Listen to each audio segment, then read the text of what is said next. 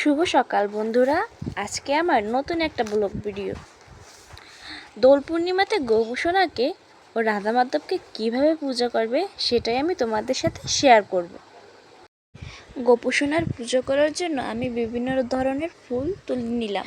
বন্ধুরা, তোমরাও চেষ্টা করবে এই দোল পূর্ণিমাতে বিভিন্ন ধরনের ফুল দিয়ে পুজো করার। আমি যেখানে গোপুসোনাকে ও রাধা মাধবকে বসাবো সেখানে গঙ্গা জল ছিটিয়ে নিলাম।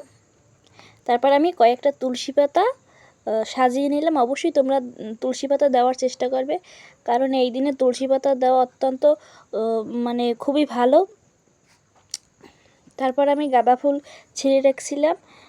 আমি সুন্দরভাবে গাঁদা ফুল দিয়ে সাজিয়ে নিলাম। গোপুসোনার আসন সাজানোর আগে অবশ্যই তোমরা ধূপকাঠি, প্রদীপ এগুলো জ্বালিয়ে নেবে। তারপরে আমি আসনের চারপাশে 4টা গাঁদা ফুল সুন্দরভাবে সাজিয়ে দিলাম। দেখো আমার গোপুসোনার আসনটা দেখতে কত সুন্দর লাগছে। এবার এইভাবেই তোমরা আসন সাজিয়ে নেবে। বন্ধুরা, তোমরা অবশ্যই চেষ্টা করবে গোপুসোনাকে ও রাধা মাধবকে এই দিনে হোলির কালারের বিভিন্ন রং বেরঙের কাপড় পরানোর। তারপর আমি গোপাল সোনাকে ও রাধা মাধবকে আসনে বসিয়ে দিয়ে গোপাল সোনার পায়ে একটু একটু আবির লাগিয়ে দিলাম, একটু হাতে লাগিয়ে দিলাম, তারপর একটু গালে লাগিয়ে দিলাম। দেখো আমার গোপাল সোনা কি সুন্দর, কত সুন্দরভাবে আজকে তার হাসি খুশি মুখ। তারপর আমি রাধারানীর পায়ে একটু আবির দিয়ে দিলাম, ভগবানের পায়ে একটু আবির দিয়ে দিলাম। আমি একটু একটু করে সব পদের রং মিশিয়ে একটু একটু করে আমার গোপুসোনাকে এবং আমার রাধা মাধবকে রঙে রাঙিয়ে দিলাম। দেখো আমার গোপুসোনাকে আজকে কত সুন্দর লাগছে। তার মুখ হাসিতে আনন্দে পুরো ভরে গেছে। আমি প্রথমে রাধা মাধবকে অভিষেক করিয়ে নিলাম। আমি জল শঙ্খ করে পঞ্চামৃত দিয়ে রাধা মাধবকে অভিষেক করিয়ে নিলাম। বন্ধুরা, তোমরাও এইভাবে অভিষেক করিয়ে নেবে। রাধা মাধবের অভিষেকের পর আমি আমার লাড্ডু গোপাল সোনাকে 3বার এইভাবে অভিষেক করিয়ে নিলাম। বন্ধুরা, তোমরাও ঠিক পঞ্চামৃত দিয়ে 3বার গোপাল সোনাকে অভিষেক করিয়ে নেবে। আমি আমার গোপাল সোনাকে অভিষেক করিয়ে তারপর তার নতুন জামা পরিয়ে আসনে বসিয়ে দিলাম। দেখো বন্ধুরা, আমার মিষ্টি গোপাল সোনাকে কত ভালো লাগছে। তারপর গোপাল সোনার ও রাধা মাধবের স্নানের পর আমি তাদের হোলির কালারের নতুন পোশাক পরিয়ে নিলাম। আমি মালা পরিয়ে দিলাম গোপাল সোনাকে ও রাধা মাধবকে। বন্ধুরা, তোমরা অবশ্যই চেষ্টা করবে দোল পূর্ণিমাতে মালা পরানোর, কারণ মালা পরানো এই দিনে খুব ভালো। দেখো বন্ধুরা, আমার গোপুসোনা অনেক ছোট, তো সেই জন্য আমার গোপুসোনার মালাটা একেবারে নিচে পড়ে গেছে। তারপর আমি আমার গোপুসোনার মাথার মুটুক পরিয়ে দিলাম। বন্ধুরা, তোমরা অবশ্যই একটু তিলক গলিয়ে নেবে।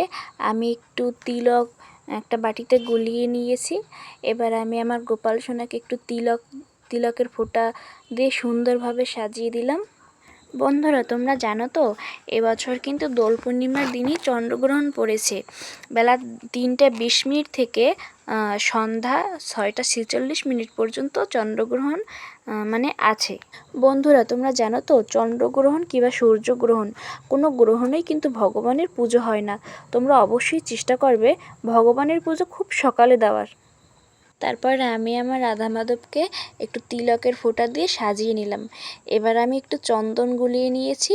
চন্দন গুলিয়ে নিয়ে আমার গোপাল সোনাকে একটু কপালে দিয়ে দিলাম এবং আমার রাধা মাধবকে একটু কপালে দিয়ে সাজিয়ে দিলাম। কথিত আছে চন্দ্রগ্রহণ কিংবা সূর্যগ্রহণের 9 ঘন্টা আগে থেকে সূতককাল চলে। সেই সূতককালে কোনো শুভ কাজ করা হয় না, দেবদেবীর পুজো করাও হয় না, তবে সকালে পুজো করা যায়। তারপর আমি 2টো তুলসী পাতা নিয়ে একটু চন্দন মিশিয়ে আমার গোপাল সোনার পায়ে সুন্দরভাবে তুলসী পাতা দিয়ে দিলাম। এবারে আমার রাধা মাধবের ও আমার গোপাল সোনার সাজ সম্পূর্ণ হলো। কি মিষ্টি লাগছে আমার গোপাল সোনাকে দেখতে। এরপরে আমি আমার গোপাল সোনার চরণে ফুল দিয়ে দিলাম। জানো তো বন্ধুরা, আজকের এই দোল পূর্ণিমার দিন কিন্তু খুব পবিত্র দিন। আজকের দিনে কৃষ্ণ রাধা রাস লীলা করেছিল। তারপরে আমি আমার রাধা মাধবের পায়ে দুটো ফুল দিয়ে দিলাম, আর আমার গোপাসনার পায়েও 2টা ফুল দিয়ে দিলাম। তোমরা অবশ্যই 2টা করে ফুল দিবে। তোমরা অবশ্যই রাধা মাধবের এবং গোপাসনার পুজোর আগে গুরুদেবের পূজা করে নেবে।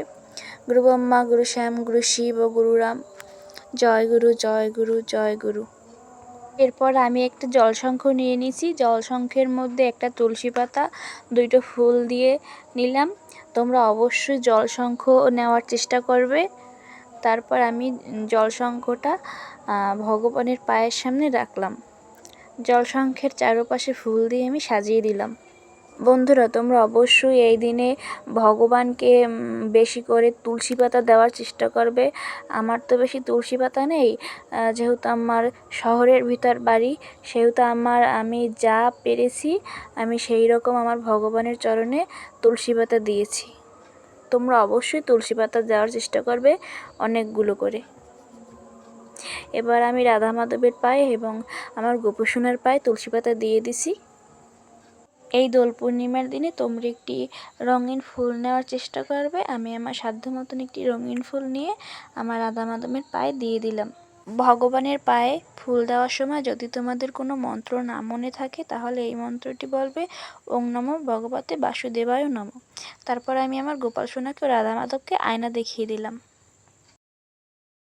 এবার দেখো বন্ধুরা, আমি এখানে 5 রকমের আবির নিয়েছি এবং একটা ফুল নিয়েছি।